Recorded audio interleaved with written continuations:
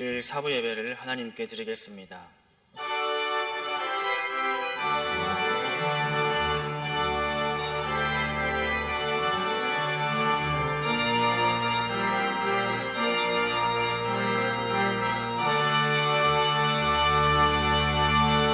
하나님 말씀은 민수기 14장 26절에서 30절 말씀입니다. 구약성경 218페이지입니다. 민수기 14장 26절에서 30절 말씀 제가 봉독하겠습니다. 여호와께서 모세와 아론에게 말씀하여 이르시되 나를 원망하는 이 악한 회중에게 내가 어느 때까지 참으랴. 이스라엘 자손이 나를 향하여 원망하는 바 그 원망하는 말을 내가 들었노라. 그들에게 이르기를 여호와의 말씀에 내 삶을 두고 맹세하노라. 너의 말이 내 귀에 들린 대로 내가 너희에게 행하리니 너희 시체가 이 광야에 엎드려질 것이라. 너희 중에서 20세 이상으로서 계수된 자 곧 나를 원망하는 자 전부가 여분네의 아들 갈렙과 눈의 아들 여호수아 외에는 내가 맹세하여 너희에게 살게 하리라 한 땅에 결탄코 들어가지 못하리라. 아멘. 자, 오늘은 본문 말씀을 중심으로 해서 원망의 끝, 원망의 종점이 어떻게 될까? 또 감사의 끝, 감사의 열매는 뭘까? 하는 것에 대해서 말씀을 전하도록 하겠습니다. 하나님께서 우리 인생들을 사랑하시는데 인격적으로 사랑하시고 또 인격적으로 존중해 주시기 위해서 이 자유의지라고 하는 것을 주셨습니다. 우리 스스로가 생각하고 판단하고 또 결단하면서 살아갈 수 있는 그런 자유로운 의지를 주셨다는 뜻입니다. 근데 우리 인간들은 이 태초부터 주신 이 하나님의 자유의지를 너무나 잘못 사용하는 때가 많이 있습니다. 에덴 동산에서 아담과 하와는 모든 실과를 정말 자유롭게 따먹을 수 있었습니다. 그런데 하나님께서는 오직 한 가지만 금하셨습니다. 그것은 바로 선과 악을 알게 하는 나무의 열매는 먹지 말라. 이 한 가지였습니다. 물론 나중에 우리가 말씀 공부를 하시겠지만 성경적으로 신학적으로 선과 악을 판단하고 정죄하는 것은 오직 하나님밖에 없다. 그런 뜻으로 인간이 선과 악의 열매를 따먹고 네가 잘했니 내가 잘했니 해서는 안 된다 하는 뜻으로 나무의 열매를 따먹지 말라고 그랬습니다. 창세기 2장 16절 17절이 그런 내용입니다. 창세기 2장 16절에 보면 여호와 하나님이 그 사람에게 명하여 이르시되 동산 각종 나무의 열매는 내 마음대로 먹어도 된다. 그러나 17절에 보면 선악을 알게 하는 나무의 열매는 먹지 말아라. 내가 그것을 먹는 날에는 정령 반드시 죽으리라. 이렇게 말씀하셨습니다. 선악을 알게 하는 선악과 열매는 따먹지 말라고 말씀하셨습니다. 하나님께서는 선악과를 따먹지 못하도록 종처럼 로봇처럼 아담과 하와를 의 손과 발을 무슨 쇠사슬로 꽁꽁 묶어놔서 꼼짝 못하게 하신 것이 아닙니다. 말씀을 주셨으니까 스스로 생각하고 스스로 판단하고 스스로 결정할 수 있는 자유의지를 주셨습니다. 아담과 하와 앞에는 이제 두 가지 길이 열리게 되었다는 뜻입니다. 하나는 아담과 하와가 하나님 왜 그러시지? 다 먹으라면서도 왜 이거는 못 먹게 해? 이해가 안 되지만 그래도 뭔가 이것을 먹지 말라고 하는 데는 하나님의 기쁘신 뜻이 있을 거야 라고 생각하면서 하나님의 말씀에 순종해서 아담과 하와가 우리는 절대로 선악과를 따먹지 말자라고 생각하고 결단할 수 있는 길도 하나가 열렸습니다. 자유의지로. 또 하나는 아담과 하와가 하나님 왜 그러시는 거야? 도대체 다른 것은 다 먹으라 하면서 저렇게 보암직하고 먹음직하고 탐스러운 것 왜 못 먹게 하는 거야? 하고 불평하면서 뭐 선악과 따먹는다고 죽는 일이 생기겠어? 라고 스스로 판단하고 스스로 선악과를 따먹을 수 있는 두 가지 길을 열어놓으신 거예요. 자유의지로 너희가 선택을 하는 뜻입니다. 근데 아담과 하와는 이 두 가지 길 중에 망해도 완전 망하는 길을 스스로 선택을 했습니다.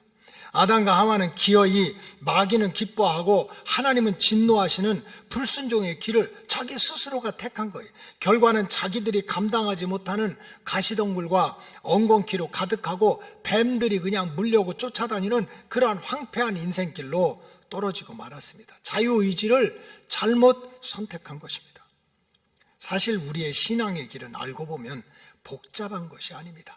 내가 예배를 드릴 것인지 드리지 말 것인지, 힘드니까 어려우니까 핑계 댈 것인지 안 될 것인지, 그저 내가 무슨 일이든지 내 마음대로 생각하지 말고 하나님 앞에 내가 물어보고 기도하고 살 것인지, 그냥 내 마음대로 살 것인지, 둘 중에 하나를 정하는, 알고 보면 믿음 생활은 굉장히 단순한 것입니다. 어찌 보면 두 가지 길 중에 하나인 것입니다. 내가 주님의 말씀을 듣고 내 스스로가 깨닫고 결정하고 따르느냐, 그렇지 않으면 이런저런 이유를 붙이고 생각으로, 오해로 내 맘대로 가느냐, 둘 중에 하나입니다. 아담과 하와는 그 자유의지의 선택에서 실패를 한 거예요. 신약시대 빌라도 총독도 마찬가지입니다. 신약시대 총독은 이스라엘 땅을 실질적으로 통치하는 그런 왕 같은 자리에 있었습니다. 사람을 죽일 수도 있고 살릴 수도 있는 권세가 자기한테 있었습니다. 사람을 감옥에다 묶어놓을 수도 있고 감옥에 있는 사람을 풀어놓을 수도 있는 그러한 권세가 자기에게 있었습니다. 자유의지대로 생각하고 결정할 권세가 있었습니다. 그리고 사실 빌라도 총독은 예수님이 무흠하다, 무죄하다는 것을 이미 익히 알고 있었습니다. 소문을 다 듣고 있었습니다.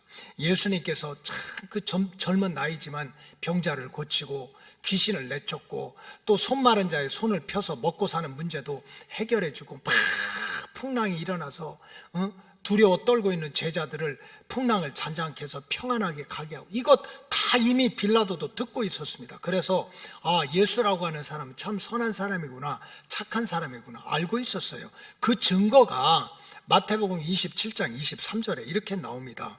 마태복음 27장 23절에 보면 빌라도가 이르되 어찌미냐, 무슨 악한 일을 하였느냐.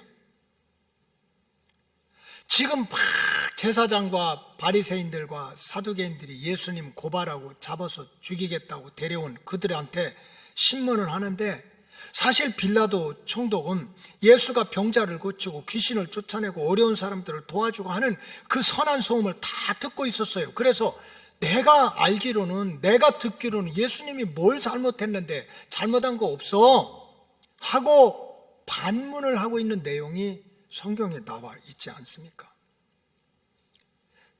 빌라도 총독은 또 지금 유대 관원들과 교권주의자들이 예수님을 시기하고 질투하는 것도 알고 있었어요.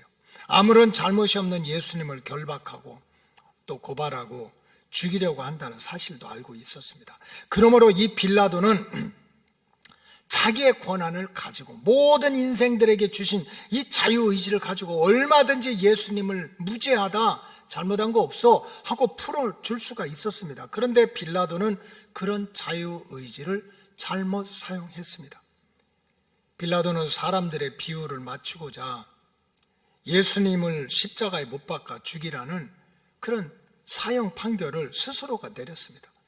자신이 가진 자유의지를 가지고 예수님을 십자가에 달려 죽게 하는 일로 사용하고 말았습니다. 결과는 2000년이 지난 예수님을 죽게 하는 그러한 판단, 그런 결단은 순간에 내렸지만 그 결과는 2000년이 지난 지금까지도 동서남북에 흩어져 있는 믿음의 백성들이 밤낮으로 예배를 드릴 때, 사도신경을 할 때, 신앙 고백을 할 때마다 본디오 빌라도에게 고난을 받으사 십자가에 못 박혀 죽으시고, 본디오 빌라도에게 고난을 받으사 십자가에 못 박혀 죽으셨다고 하는 말을 지금 빌라도는 지옥에서도 2000년 동안 밤낮으로 끊임없이 듣는 영원한 심판을 받게 된 것입니다.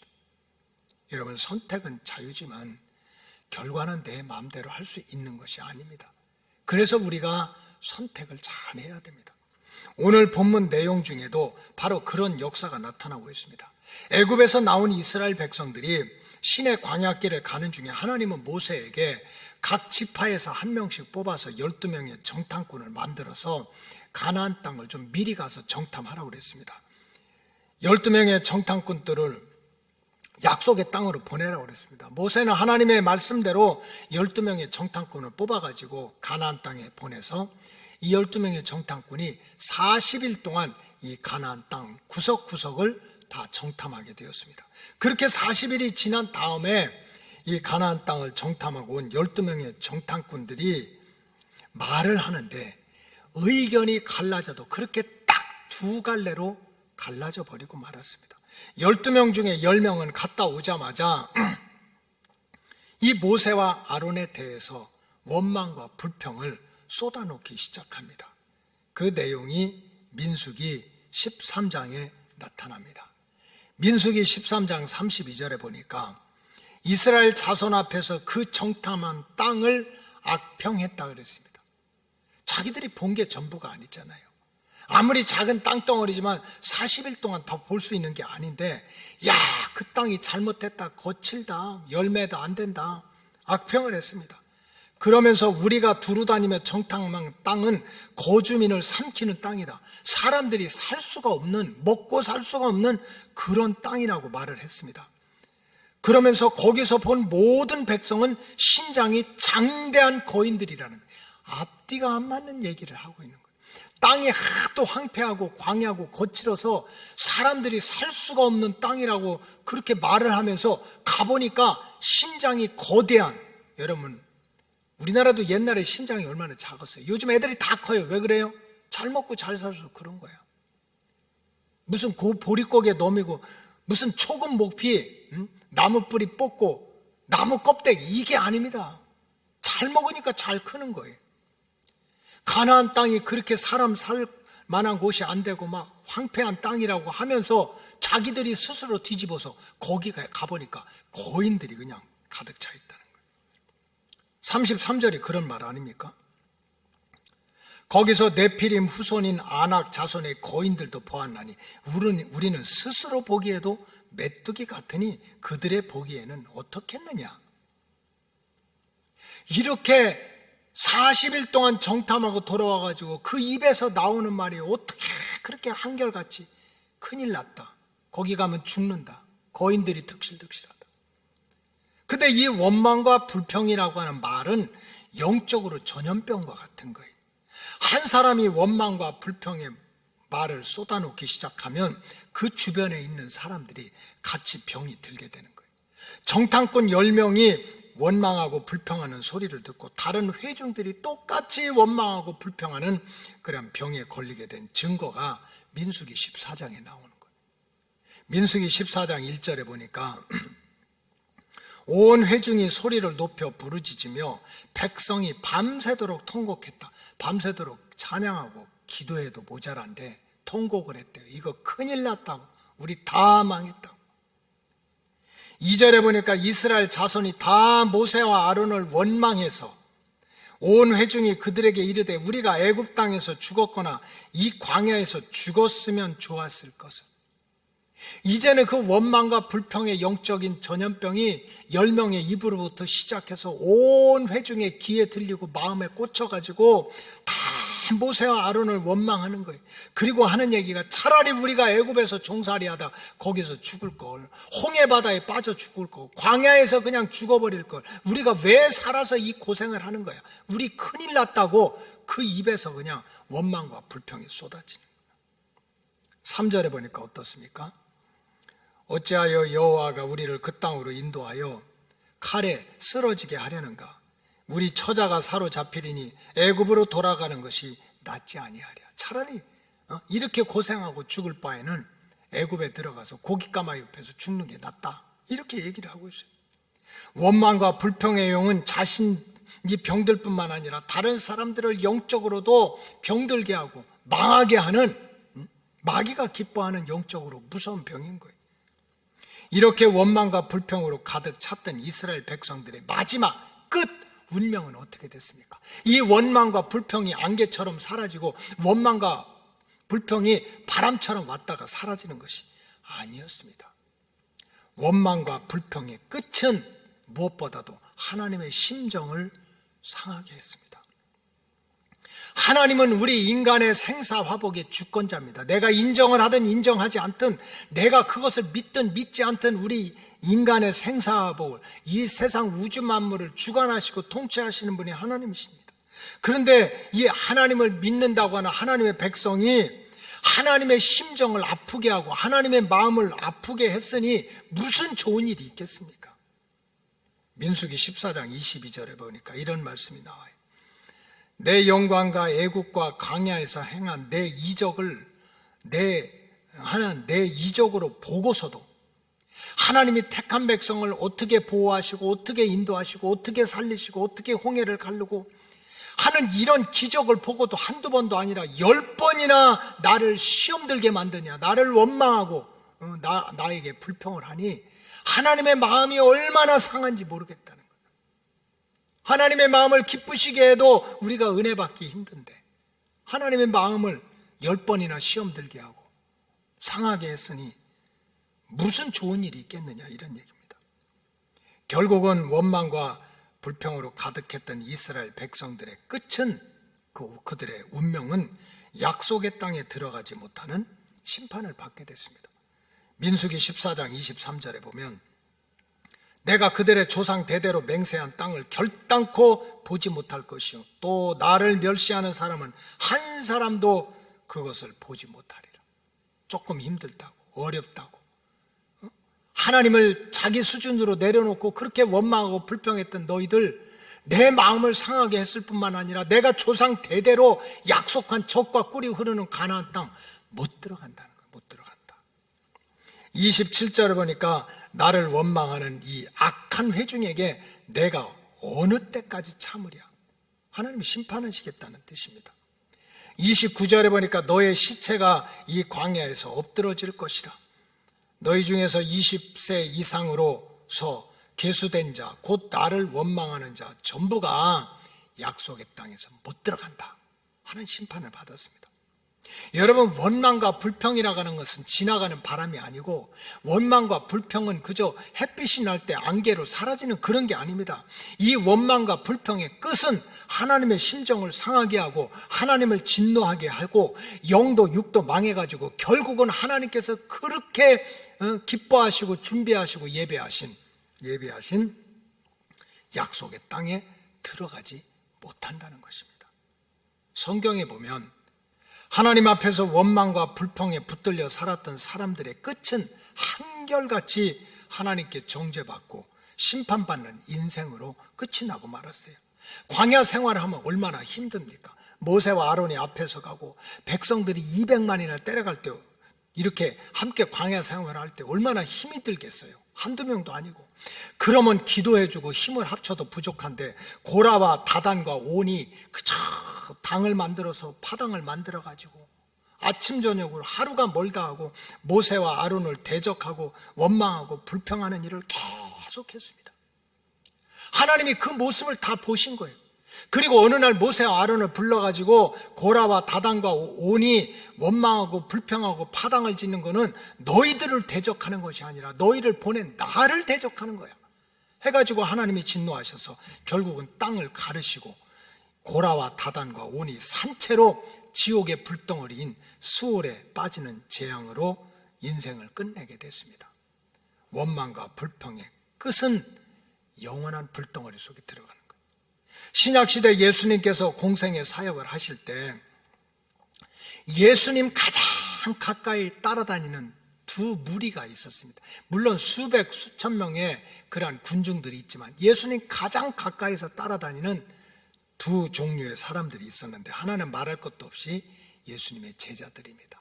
배와 그물을 버리고 본토와 친척을 떠나고 죽어도 같이 죽고 살아도 같이 살고 이 하나님의 왕국을 속에 가서 구원받아야 됐던 제자들이 있었고, 또 똑같이 예수님과 가장 가까이서 따라 붙었던 사람들은 당대 스스로 의인이라고 교만하고 당대 스스로 성공자라고 교만 떨었던 서기관과 바리새인들입니다.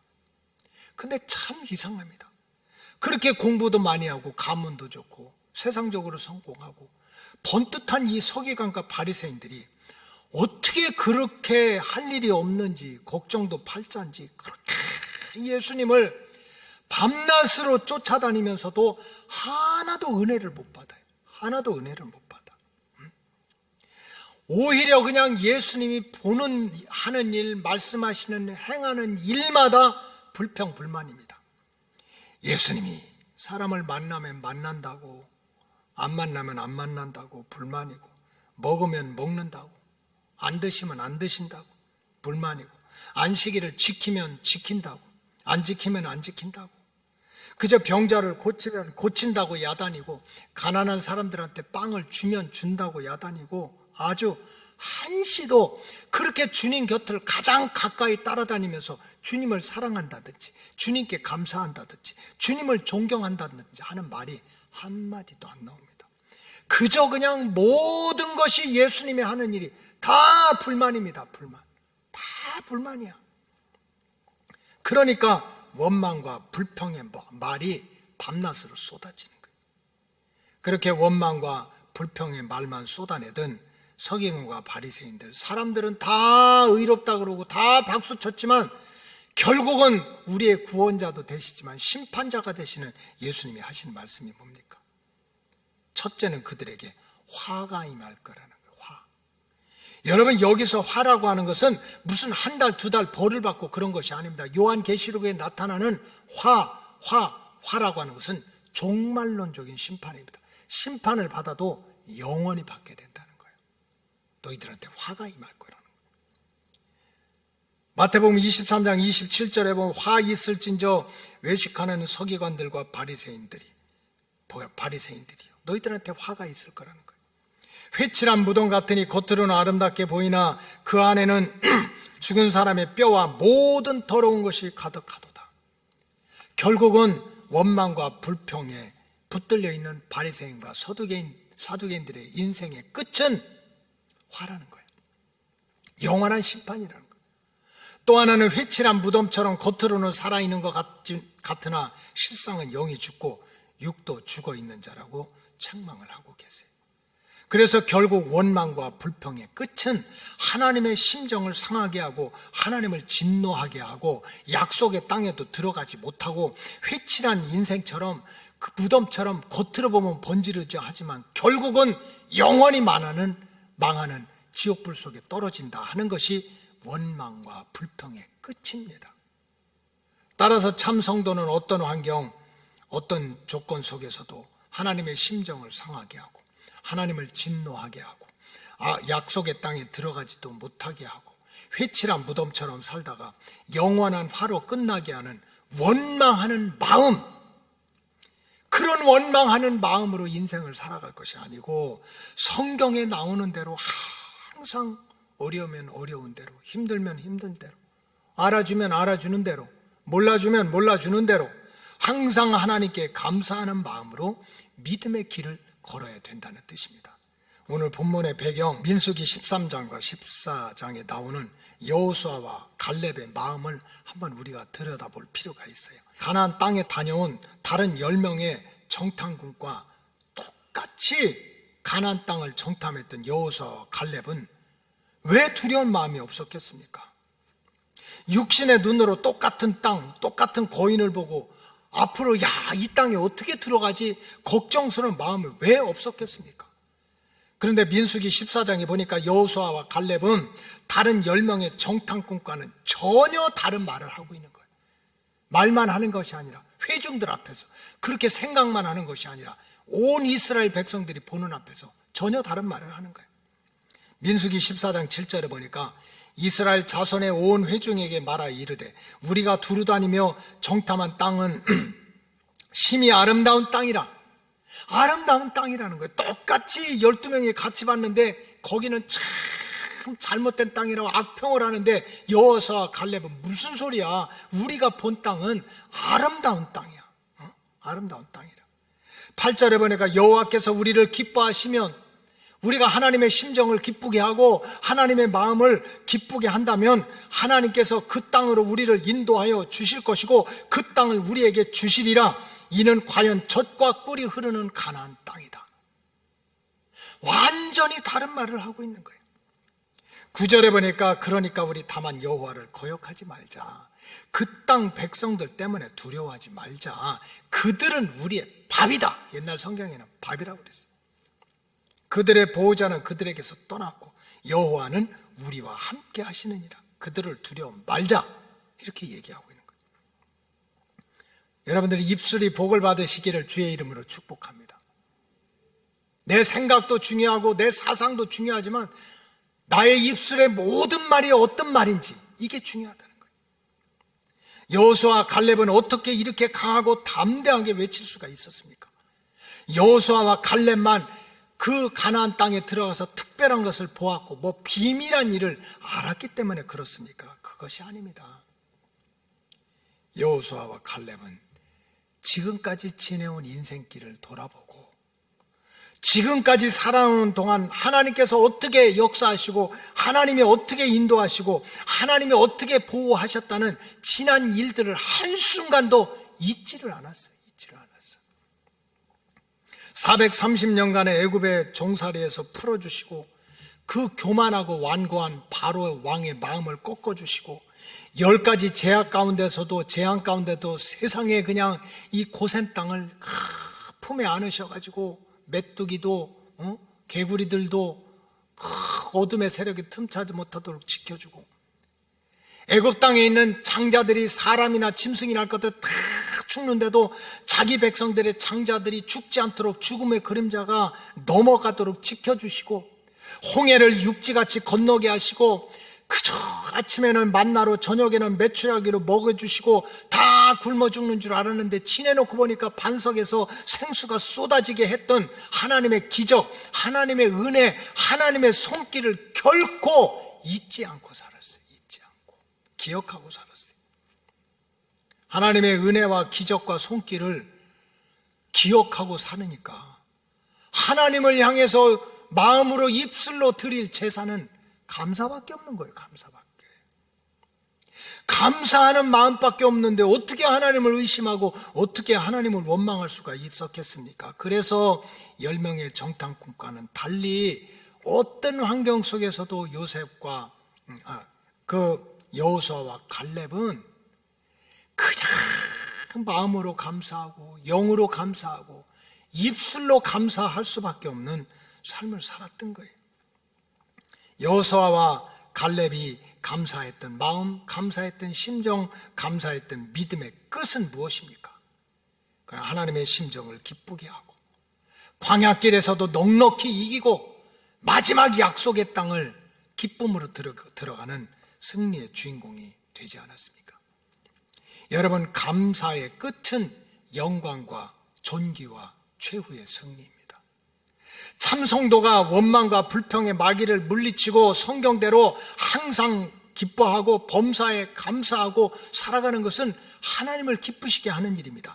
또 데살로니가 전서 5장 8절에 보면 항상 기뻐하고 범사에 감사하는 것은 우리를 향한 하나님의 뜻을 이루어 드리는 일이라고 그랬습니다. 그렇기 때문에 성도가 감사한 마음, 감사한 영을 가지고 살아가는 것은 그 끝이 잘 될 수밖에 없는 거예요. 하나님을 기뻐하시고 하나님의 뜻을 이루어 드리는데 어떻게 잘못되는 일이 있겠어요? 무엇보다도 하나님께 감사하면서 살아가는 길은 하나님을 영화롭게 하는 길입니다.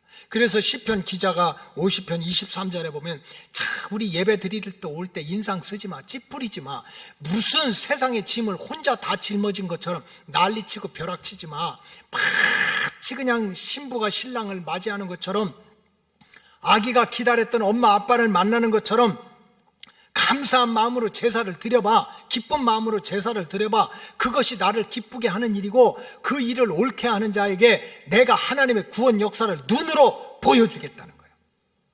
귀로만 듣는 것이 아니라 하나님이 어떻게 구원하시고 축복하는 것을 눈으로 보여주시겠다는 거예요. 여러분, 특별히 택함 받은 백성이 감사의 영으로 감사하는 마음으로 믿음 생활을 하게 되면 악한 마귀 사탄이 절대로 틈타지도 못하고 공격할 수도 없어요. 마음밭과 가정을 이 마귀 사탄이 자기 놀이터로 삼을 수가 없는 거예요.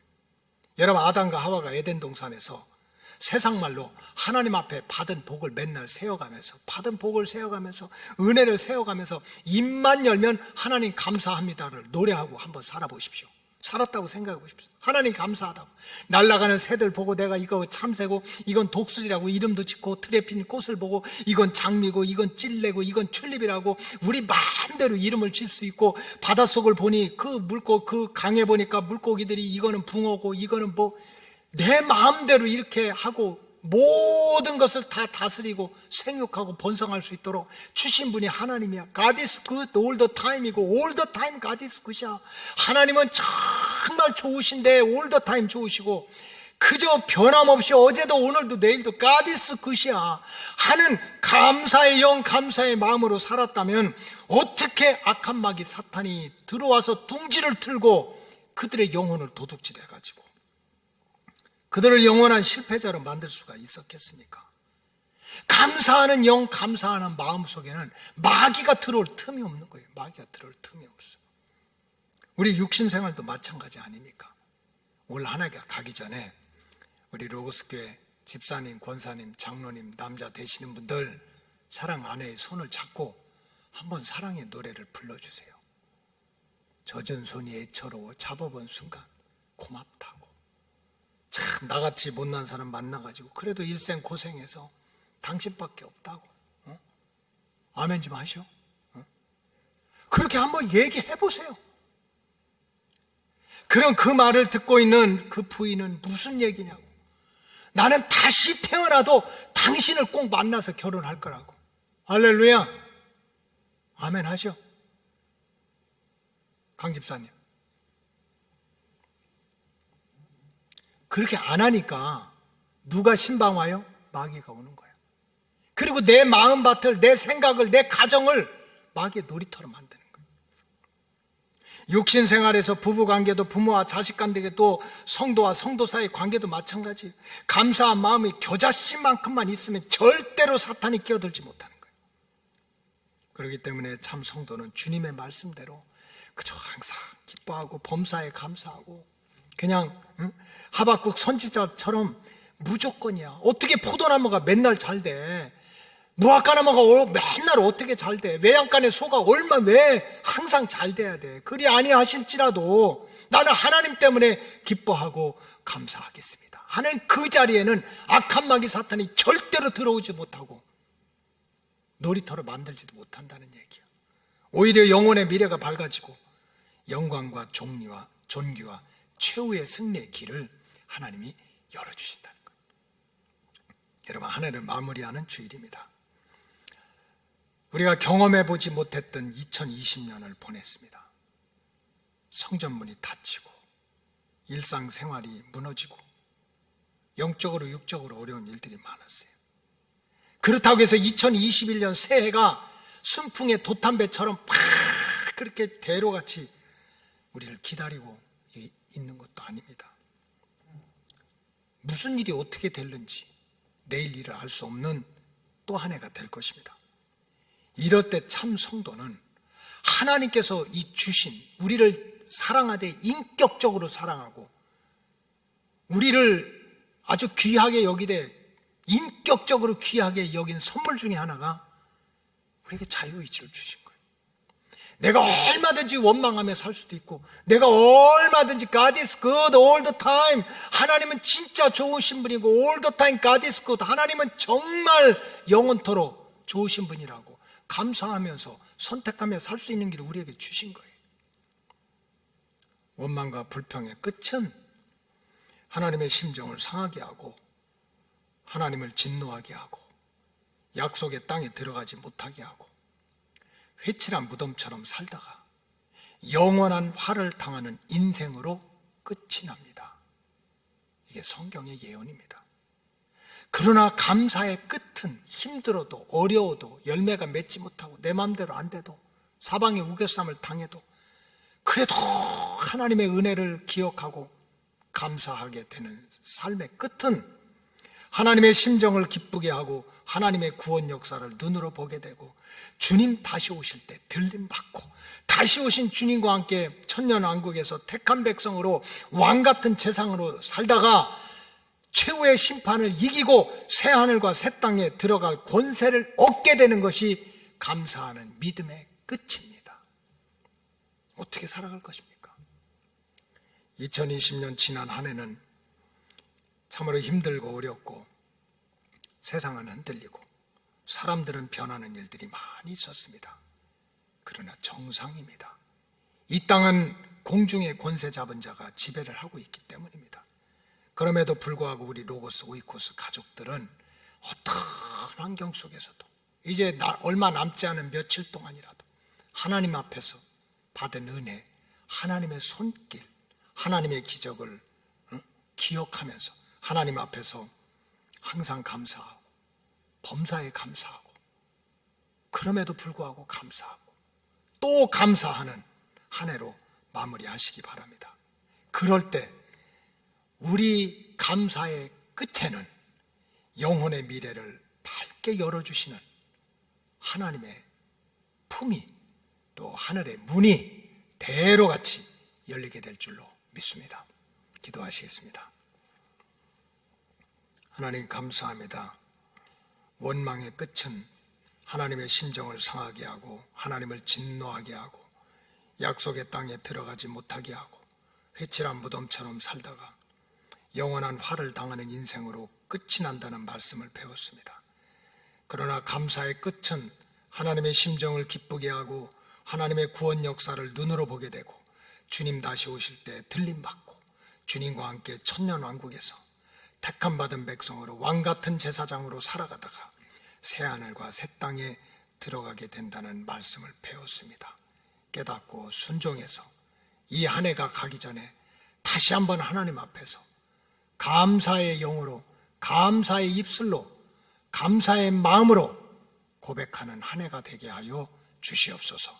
축복하오며 예수님의 이름으로 기도하옵나이다. 아멘.